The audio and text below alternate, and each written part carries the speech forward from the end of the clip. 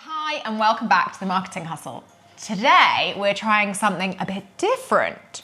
So normally the Marketing Hustle is me interviewing a founder or me having a chat with someone about some marketing hot takes. But today I've got special guest Danny, who is a content creator at Brand Hackers Round, and Danny's going to be interviewing me. I don't know how this is going to go or whether this is going to be interesting to anyone, but we're here for the experiment. And as ever, I would love to know your feedback. So I'm going to sort of like retire. I think it's going to be really weird and hand over to Danny to run the show for half an hour. Before we start today's episode, Danny and I are going to tell you a little bit about our sponsor, Sticky Beak. Thank you so much to Danny, my glamorous assistant, for this interlude. So Sticky Beak do consumer research and make it like fundamentally achievable to small businesses, which is what is so important.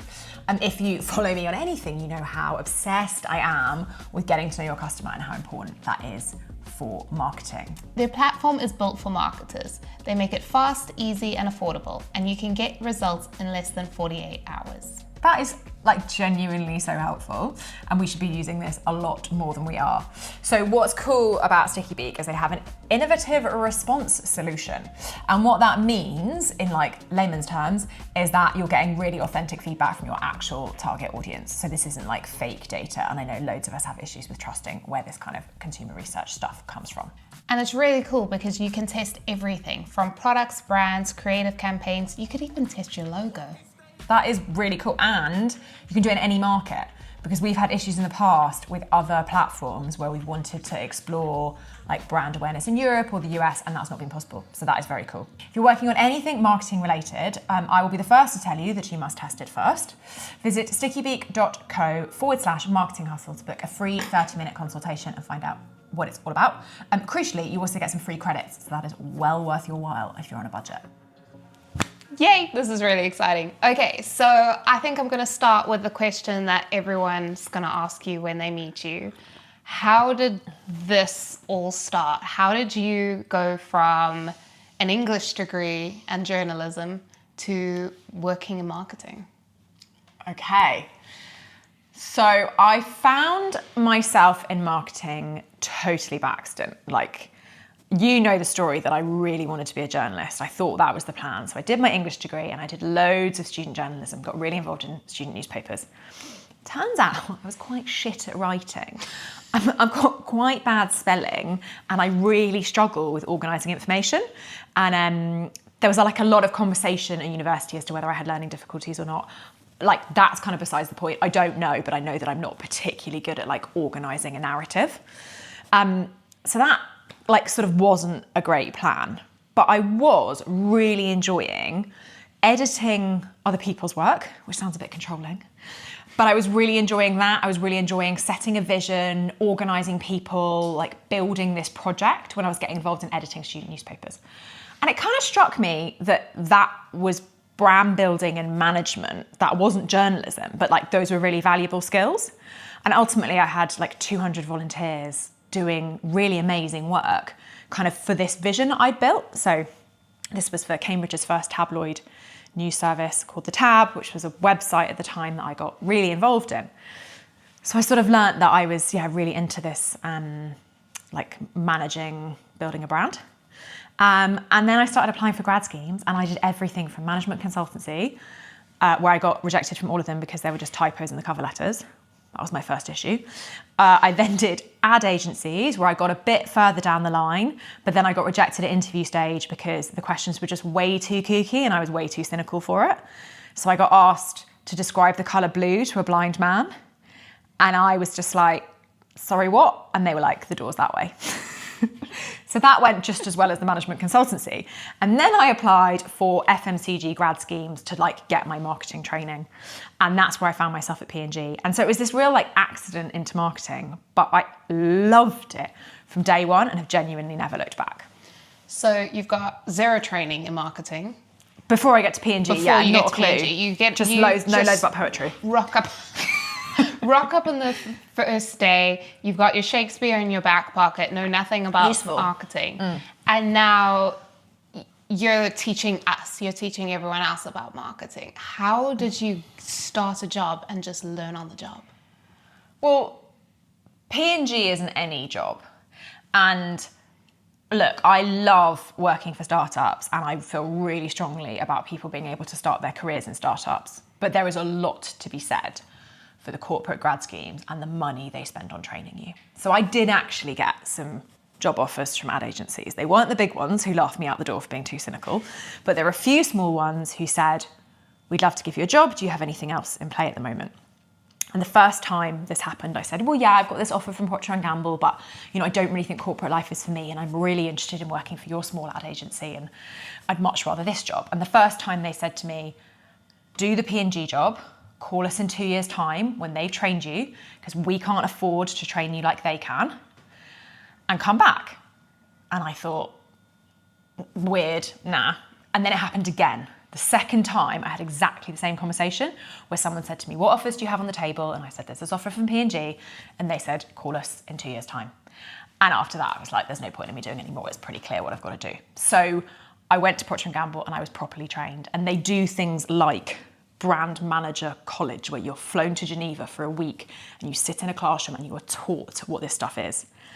And then there's a building called the Learning Centre. I don't know if it's still there, but you'd walk out to this building where you'd sit in classrooms and learn some super boring stuff about budget management and some super interesting stuff about how to organise a marketing campaign. And I really learnt my foundations there.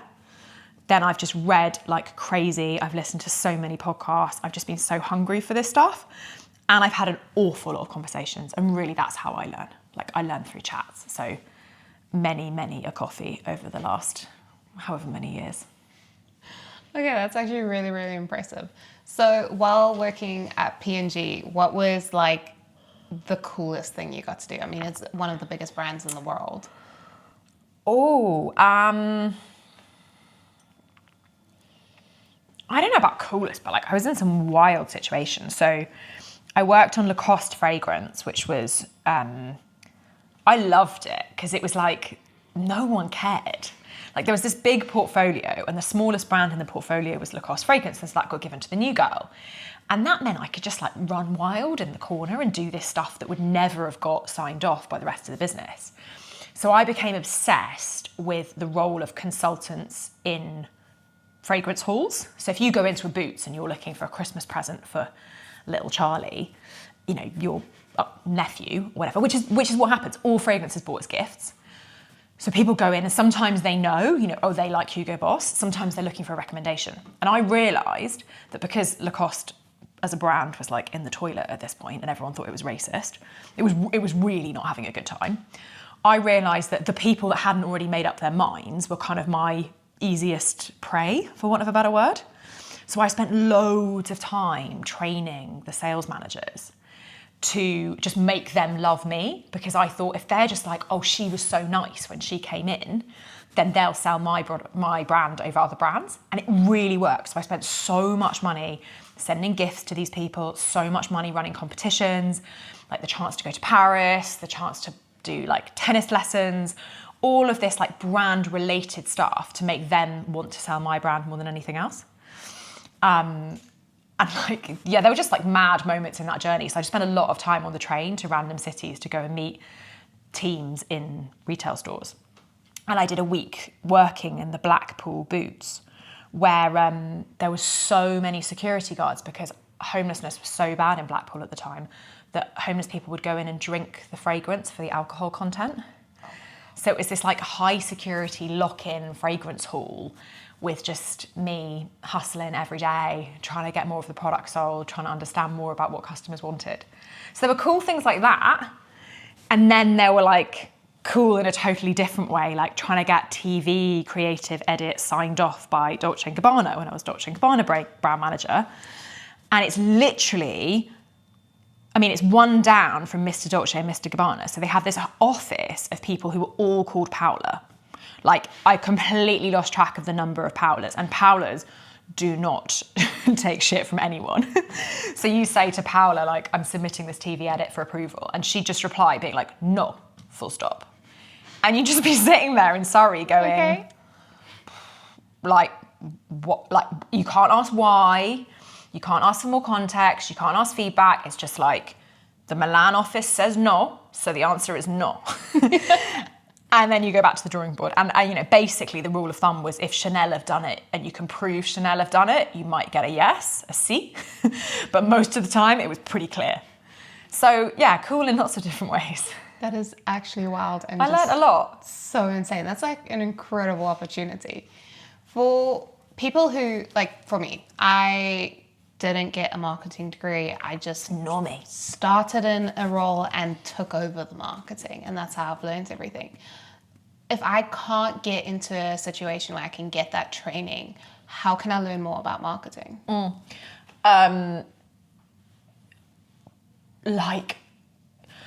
There's the obvious stuff, right? You can read, you can listen to podcasts, you can watch videos.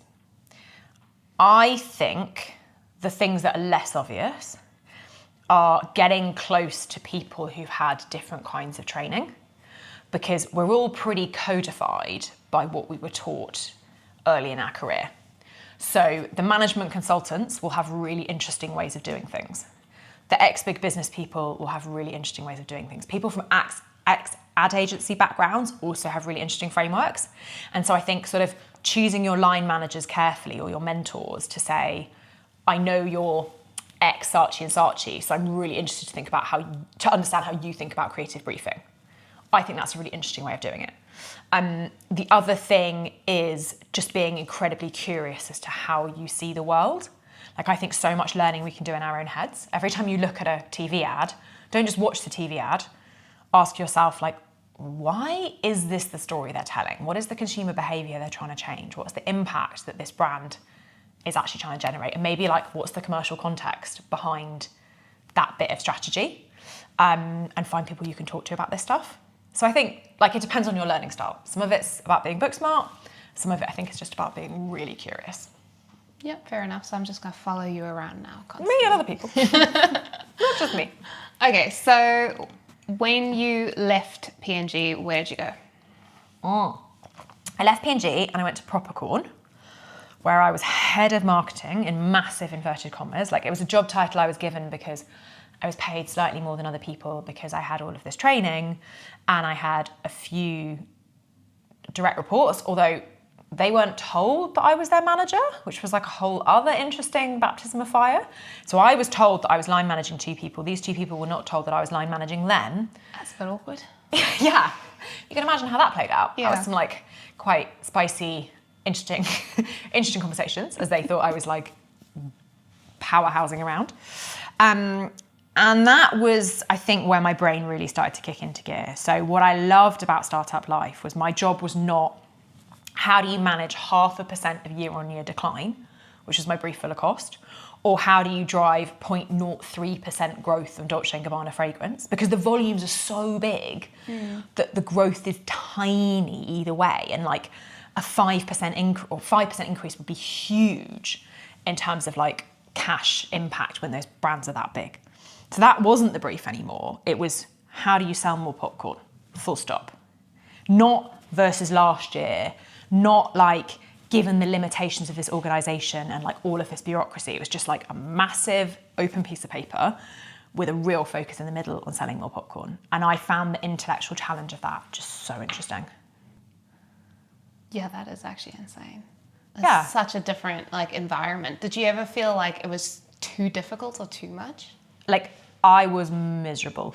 Yeah, I found it really hard. I don't think I ever thought about going back to big business. I knew that like that feeling of being really challenged intellectually, I knew that I'd never kind of move. I knew that was a drug that I couldn't stay away from.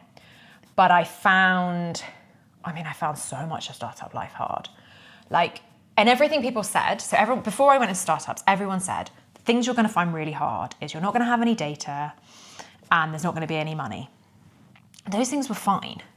The things that no one told me about was the change in culture. So it honestly feels like you're dropped in Japan. The language is different. The way someone like picks up a knife and fork is different. Like, it's not a knife and fork. The way someone interacts in the office is completely different. Like, your cultural context is just transformed. And I just didn't know how to handle that. I also didn't know how to handle any diversity of thought. So at P&G, you're hired to be a proctoid.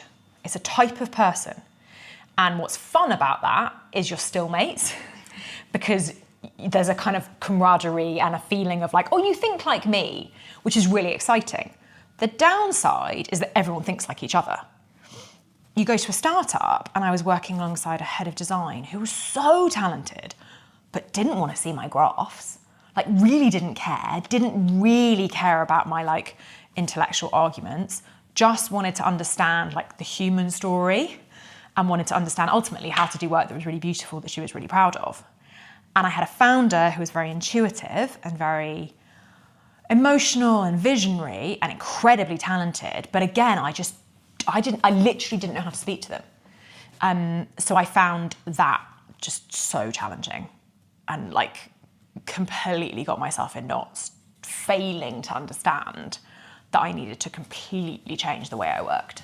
Yeah, working for a startup is something different. It's just insane. And they're each different. Yeah. So I think and this is probably true of big business. I've only worked for one big business, but I think each business has a very distinct cultural identity and each startup has a very distinct cultural identity. And the difference between them is massive. Yeah. I think as a marketer, your ability to adapt to every single founder and every single brand is crucial because otherwise you're just never going to survive. I mean, for your job especially, like for brand hackers, you work with so many different brands at once. That's like, the supercharged demands on your brain. But I think that's really true for anyone building a career in startups where you're going to move through roles potentially quite quickly. Yeah, definitely. So how did you get from P&G, popcorn startup to founder of 3 different businesses? Yeah, again, another accident. Yeah, we love that. So I was at Popcorn and really struggling. And like struggling in quite a profound way. So if you feel useless at work, I think it crashes your sense of identity. Yeah. And I think that is not just what you do 9 to 5, but it really starts to affect your sense of self on the whole. So I was not in a good place, like big picture, not in a good place. And I knew I wasn't going to give up. That wasn't ever the question.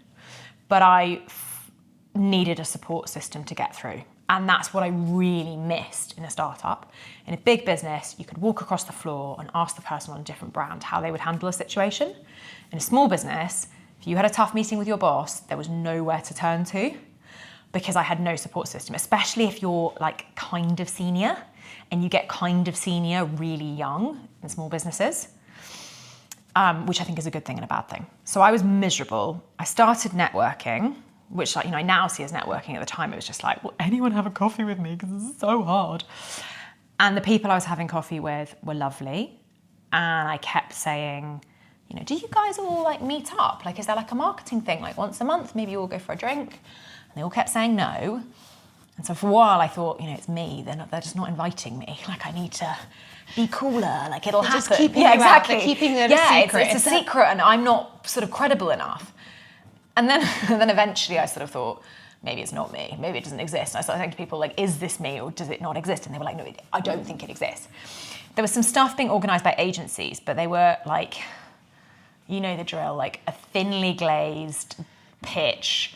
There's like warm wine, a bowl of kettle chips, and someone just basically presenting their work to you. And you just sit there feeling so conned that you're not learning anything. So I'd had these conversations, was really missing this sense of like a community. So I decided to book a dinner and invite loads of people I'd met because I thought they'd love each other. That was the first ever supper club. The day after that, I never thought it was going to be a thing. I just thought I'd do it once. The day after that, everyone replied to my email chain and said, cool, I love that. When's the next one? And, actually my friend X would love to come and can you invite them? And I was like, oh, next one. Next one. Okay, cool. Noted. Need to work that out. So there was a next one and there was another one and there was another one. And it grew momentum in a tiny little way. So there was maybe 300 people on a mailing list that I think was just a spreadsheet. I'm not sure it was actually a mailing list. And then I moved abroad and I went freelance and it all just tumbleweeds from here. So I moved abroad, I went freelance, I started doing consulting work. Then I kept getting asked to recruit people. So I was like, sure, I'll do it, but I'll charge you a bit because then I'll actually remember to do it and I won't just forget to reply to your email. And lo and behold, I was running a community that was beginning to make a little bit of money, enough to pay for my time. I was doing freelance work that I was too busy to do, so I was starting to hire people to help me take bits of that work off my plate. And I was doing some recruitment work. And that is the 3 businesses that I still run today. So Upwell, Brand Hackers and UpTalent. That was 7 years ago that those 3 sort of baby seeds started. And it's just been a very linear, like it just feels like a snowball from there. Like from the moment that those were sort of set off. That's not to say it's been an easy journey at all, but it's been really consistent. Like our business model hasn't, my first business model hasn't changed. Did you ever see yourself as being, a business owner, leader? So you wanted to get into that at some point. I always had this view. You know when people say, like, what do you want to do? And you have a really instinctive answer and you've not thought it through. My instinctive answer was always, I want to run my own business. Okay, always. So you kind of knew this was the direction you wanted to go into. I knew that this was what I wanted, but I didn't know why. And I think that's because I've always built stuff. So I think there's this really powerful question, which is, what did you do when you were a child to play? And I think it gives us really interesting clues as to kind of where we're like naturally happiest. So I would go away and invent worlds. So if the school homework was like make a poster, I remember this. I don't know what the brief was. It was like make a poster, and I invented a whole made-up school and designed uniforms and wrote textbooks and wrote a curriculum, like literally spent the entire weekend alone inventing this project, and then made a poster to get students to come to the school that I had fully created. And that was what I did for fun when I was 7. That's kind of wild. Yeah. Like, I mean, that's what every 7-year-old does. I think honestly. I was just like a really intense, studious kid that was kind of this combination of really bossy, and I don't necessarily use that in like the gendered use of the word, like genuinely, I think I was quite difficult, but also very insular and like very much in my own head and full of my own ideas and quite imaginative, but in a very specific way. So that feeling that I needed to build stuff, I think, was what was driving me. And like, I'm definitely a natural leader in that, like, I have to really hold myself back to not try and take control over situations, which I'm working on. So yeah, I always knew that I wanted to run a business. This was never the plan. It was never going to be this. And I still sort of think, oh, well, there'll be, this is the warm up. But the warm up is all consuming. So this is definitely good for now. This is the main event at this point. So now that you are essentially a CEO, how do you feel about being a CEO? Oh, so weird. So I just had a review in November, and my feedback was that I'm a very good marketing director. I'm a very good people leader. I'm very good at motivating and creating a vision. I'm a terrible CEO. That was basically the summary, because the CEO bit is not necessarily saying the nice thing, is having financial strategy, is project management, is like a load of stuff that I found really difficult to step into. So I definitely don't see founder and CEO as the same thing. And I think our business is just about small enough that we can get away with them being the same thing. But I think there's definitely, like, I'm definitely on a learning curve trying to like actually become that CEO as opposed to just have it like as my job title by default. It's like I'm the CEO because I look around, there's no one else who's going to do it. It's not because I'm like you don't want that job. Yeah, it's not like that's the title I've always wanted and like naturally plays to my skills. Okay, so what's next then? For me personally, what's next is like filling these CEO shoes as a learning and development opportunity, and then getting the business to a point where I can actually dismantle that role. It's like I've got to do it for a bit. And then hand it over. Yeah. And then so that the business is big enough where I can afford to go, this is a COO, this is a managing director, like all of these titles, I don't fully understand what they are right now. Okay. But these are all these people, which means that I can go and do the Fun stuff.